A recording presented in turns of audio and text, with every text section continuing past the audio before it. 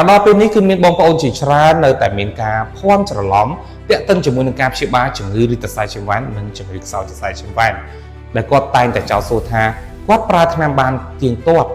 និងធ្វើលំហាត់ប្រាណបានល្អពាក់ស្រោមជើង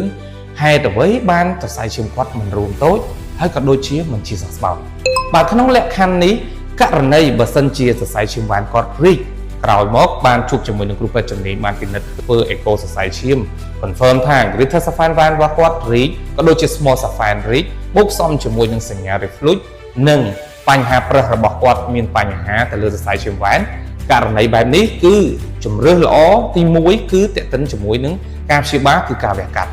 ហើយក៏ដូចជាការប្រើ laser ដើម្បីព្យាបាលក្នុងលក្ខខណ្ឌដែលគាត់ប្រើថ្នាំនៅក្នុងលក្ខខណ្ឌបែបនេះ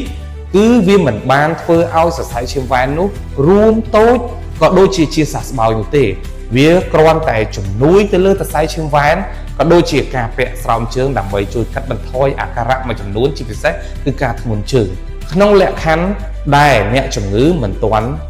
យល់ព្រមនៅក្នុងការព្យាបាលដោយការវះកាត់ឬក៏ laser តាមន័យបែបនេះគឺថ្នាំនិងស្រោមជើងគ្រាន់តែជំនួយតែប៉ុណ្ណោះគឺមិនបានធ្វើឲ្យសរសៃឈាមវ៉ាន់របស់គាត់បានជាសះស្បើយនោះទេ